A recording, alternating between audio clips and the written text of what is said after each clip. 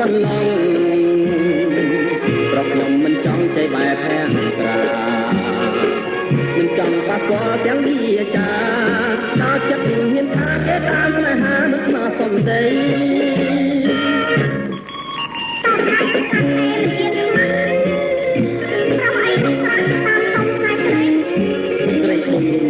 ខ្ញុំមិនប៉ាទេខ្ញុំមិននិយាយមិនចាំខ្លាយមកស្នេហាបាន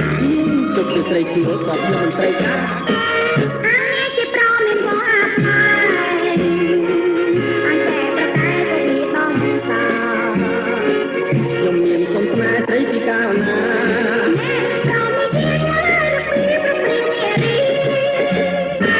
ស្រីកុំយកខ្ញុំនាំឲ្យក្តៅចិត្ត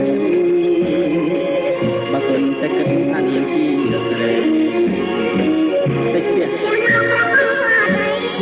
នាំឲ្យសយដៃទាំងស្រីធ្វើអ្វីនាំតែខាតលៀប